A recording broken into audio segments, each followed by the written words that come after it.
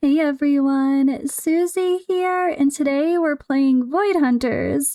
Well, we have a lot to talk about. What updates have been happening over the past couple months? New reveals? Let's dive in.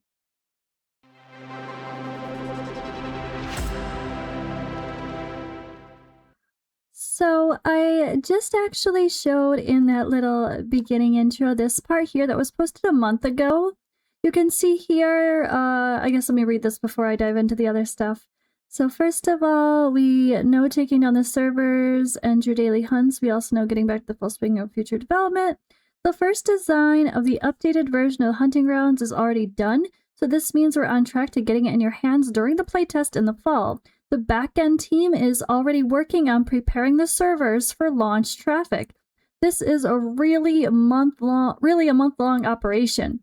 At the same time, our artists are already working on improving the art you saw in Alpha. You can check out some of that in the reel below, the one that I played in my intro. And last but not least, we're already finishing the edit of our second devlog, this time about creating moody environments for Void Hunters, so expect it to drop to your channel, the YouTube channel, which it has. And of course, that's not all. Bosses, new enemy types, additional tools, and new characters are always in the works, but we will not spoil the surprises just yet. Until next time. So yeah, in case you missed it, I already have a video out on the roadmap. So there's a lot of talk and comparison, and I did mention that in this video. I just want to start with this because a lot of people on my channel now are here because of maybe Dragonair now, but also Godforge. And a lot of people are like, this game was in alpha, and it looks so much better than Godforge that was in beta. I actually did some catch-up myself while I was traveling, and what I learned about Void Hunters is that, let me play the other beautiful visual thing while I talk for a second. What I learned about Void Hunters did provide a lot of clarity in some interviews with content creators. This game has been in development for 6 years since they started that process, picked the name, got rolling. So if you want to think about that, imagine the day that they're like, all right, FATELESS, we're going to make this game. Let's get started. What's our plan? If that was 6 years ago, it's only been 3. This game has been in development for double the time of Godforge. So I hope it looks more polished, or they're doing something wrong, aren't they? Okay, so again, beautiful, as you saw, beautiful graphics. Their art style is really cool. It's more the dark, grim, as they call it, fantasy type vibe, very dark fantasy. And it's such a well done style. They did a very good job. But regarding the devlog here, those are more specific about a behind the scenes of how they do things. And they're less, I think it's less about what is the status of the game development right now. It's more of a look behind the scenes. So I'll do a separate video with this devlog number 2. If I miss doing one on devlog number 1, the characters, I'll probably combine that into one reaction video. So stay tuned for that. But right now we want to get into the hunt report. So they're going to start these bi-weekly updates straight from the dev team based on what we discussed during our internal meetings. I'll still do my best to keep sharing as much of the nitty-gritty behind the scenes as possible, but we want to make sure that the heart of Void Hunters, meaning the actual hunters themselves, get proper fanfare and introduction they deserve. So yes, this is the hunt report number 1. So I will continue to share these updates and my reactions and honest feedback as we go along as well. I'm going to leave the Discord up with the busy interface because there's pictures to click and I want to make sure we don't cut those off as I talk through things. Actually, I'll just put up each panel picture instead of the little tiny text on the screen as we go along so you have something pretty to look at while I read. That sounds like a plan, right? All right. So before jumping into the actual systems, let's take a look at the first attached screenshots showcasing the Forrest ancient ruins. Our artists keep working hard on new arenas, so this is only a glimpse of the setting you'll be able to explore within this location. They might have meant new areas, not arenas, but yeah, this is work in progress, not representative of final quality, subject to change. So the Forest ancient ruins. Very, just like, obviously everything is very dark and dead and decaying. good vibes, good lighting. They definitely nail the dark fantasy vibe. So very cool. Another cool setting, right? I think so. All right, next up here we have what's called the find system. So this is, I guess, their filtering. One of the features missing from the alpha version of the game was the find system. For those of you not familiar with it, this feature will help you quickly identify specific modes, challenges, campaign nodes, or hunting grounds that can reward the resource you're looking for. It'll also show you which activities are currently the most useful for progressing your builds. Over the last few weeks, we have made solid progress on this feature, including several dedicated window and proper integration with the existing UI. Take a look at some of the screenshots attached. Work in progress. The upcoming playtest this fall should be the first time you will be able to test it yourself and leave us feedback, giving us a chance to improve it further.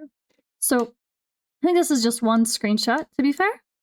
I don't see multiple with this moment. So the find system. So it's not just a filter of gear. It's also, I think they make it sound like where do you actually find it in the game as well. So I don't know. That's a really confusing thing. So wait, help you quickly identify modes, challenges, and campaign that can reward the resource. Yeah, okay. So that is what it means. So not only just like what gear do you have on your account, you're like, all right, you have your normal gear filters, whatever. But this is going to allow you to try to go and farm the gear sets you need the most, especially if you're looking for a specific thing. That's cool. Simple enough. I guess that's kind of like, you know, if you click a resource or something in the game, you then want to say, okay, go farm that resource. How do you go to that? But this is taking it to another level and not only just saying, where do you farm gear or gear as a general thing, but this is like, okay, I need the attack set. Where do I go get the attack set specifically in the game? Simple sounding. At first it sounded more complicated, but no, I got it. All right, next up we have more controls over the PC version. This is one especially interesting to our fellow PC players. Our settings are getting expanded with different graphic presets, much more control over audio settings, resolution options, frames per second limiter, and more, all to make PC experience more smoother and more comfortable. At the same time, the game is also going through a very complex round of optimizations targeted at older mobile devices. We're not ready to share the specs just yet, but good news is that lowering the requirements to compared to alpha is looking very promising. So here they're showing an example of the changes for the audio settings, master volume, music volume, sound effects, and then be able to mute when running in the background. This is really great to toggle on or off. So if you're a content creator or you're someone who likes to play on multiple screens and you want the game audio to always play, so when you click off to do something else, it doesn't cut out, you can turn it off. But if you're someone who's just multitasking and when you set up something to farm or you want to half play the game while you're watching a YouTube video or something and you want it to stop playing sound, when you click off of it, you turn it on. This is something that's really important, I think, in games and really helpful overall to have the option, because different players and people are going to need, depending on their situation. All right, a new beginning. The intro you saw in Alpha was only a small taste of what we're planning for the actual game intro. Right now, we're deep in the rework process, and below you can see a glimpse of one of the shots that'll give you a better idea of what we're aiming for. Many of you pointed out during Alpha that the game had a steep learning curve at the start. We knew that could happen, especially since the build did not yet include a proper first-time user experience, the FTUE, as we call it with Godforge. And work on that is now in full swing as well. Wait, so there's a glimpse of one of the shots that'll give you a better idea of what we're aiming for? I think they included the wrong shot, to be honest, because when I click this, it doesn't go to anything else except this image. I don't know if they're supposed to be somewhere else, but I think they included the wrong shot because updates to intro section. What is it giving us? I don't understand. Wait. Oh, maybe they just mean to intro to you into the world of the game, to talk about the game, the vibe of the game. I was expecting, if they're talking about the first time user experience, I don't see a tutorial on my screen right now. But yeah, maybe they just mean the vibe of the game. They're gonna have like a little visual intro to kind of set the scene a little bit better, to explain why the world is the way it is or whatever. I guess we'll see more later.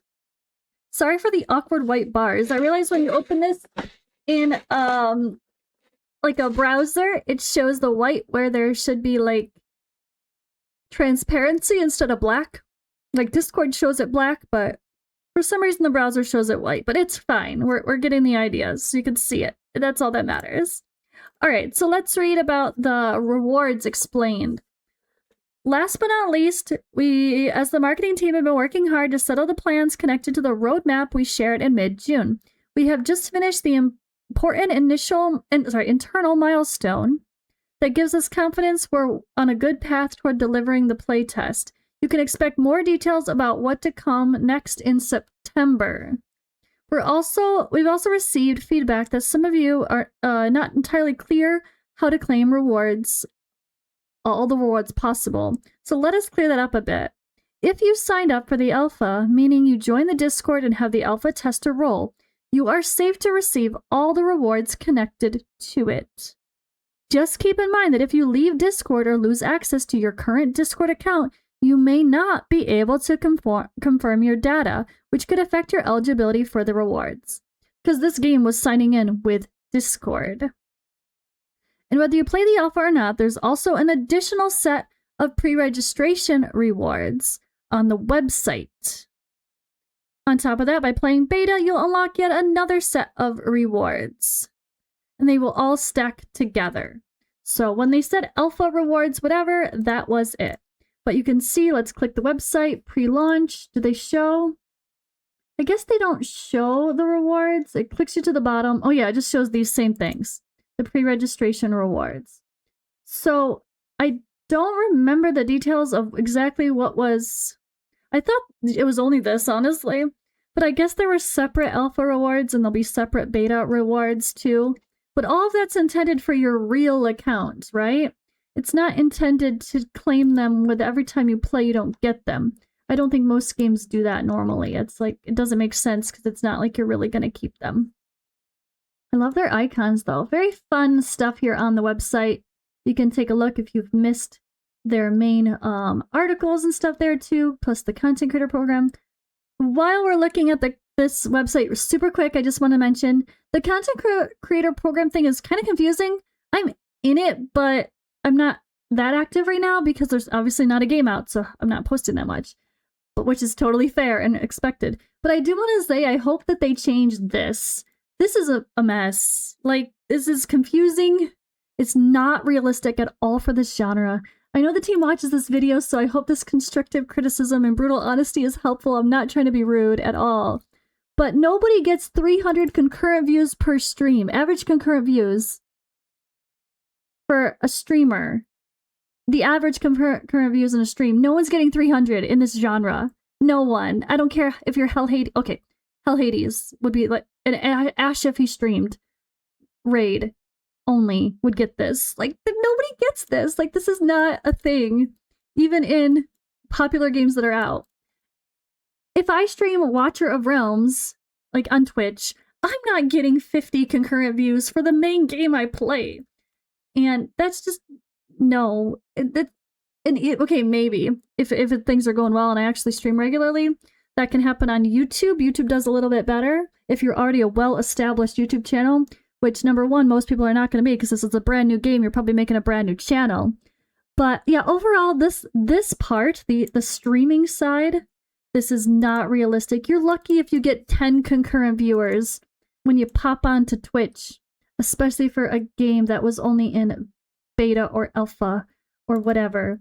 And there should be some level of entry. But anyone getting 150 or 300 for a game that's not even out yet, besides like one stream here and there, and like only the people that are the most popular in the genre. Yeah, I don't know. This needs a look at. First, a little bit of a what did the most popular people have for these numbers during your alpha test? I think they should go look at those numbers and see this a little bit more realistic to allow other streamers to be involved, because this is a little bit much. And even the views are too much if they talk about only for, am I getting 5,000 views per week on videos only about Void Hunters when the game's, you know, so not, when it's not out yet? Not necessarily. I don't know. I don't know if they mean that or if they just mean for your channel, but some of this just seems a bit too strict for allowing players to join the program when they should be encouraging more streamers to be involved early on and rewarding people who are just experiencing and taking part of the process. Okay, let's move on to the last part here. Community activities. Again, sorry that the transparency glow that they have is showing white lines. I didn't realize that's what it was until a little bit too late here. All right, we have community activities coming soon. Now that we have finalized the details of the marketing plan, we can move on to preparing additional community activities that will help keep you engaged until Void Hunters becomes playable again. We need a little more time to get everything ready, but this one is one of our priorities right now, so keep an eye on our Discord for what is coming next. Summer is far from quiet on our side, and there's still plenty more we want to share with you. Let me know what you'd like us to talk about in the next Hunters report, and I'll do my best to get as much info as we can from the dev team. There we go, the Hunt report number 1. Let me know what you guys think in the comments below. Do the improvements sound enticing? And are you going to be playing Void Hunters during the beta phase as well? I hope the timing isn't too bad with Godforge and Void Hunters coming to do betas around the same times. I really hope that we're able to space them out so everybody can play both games, because I think at the end of the day, a lot of people that have especially quit games like Raid Shadow Legends, maybe Watcher of Realms is not the thing for you, maybe Dragonair annoyed you a long time ago and you don't want to give it a try again, although I urge you to do so. It's changed so much and it's so much better. But even the little season reset, although that again is much better, is still not for everybody. Maybe Godforge and Void Hunters are both the answer for you. Maybe one or both. And I really hope the audience doesn't feel like they have to compete their time too much to experience both games. I hope that we can play both. Obviously I'm kind of tied to Godforge either way.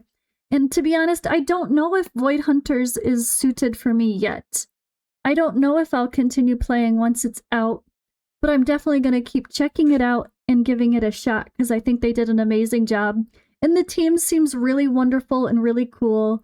And this is a long project that's been in development for a long time. They've put a lot of work into this game so far, and it's very beautiful.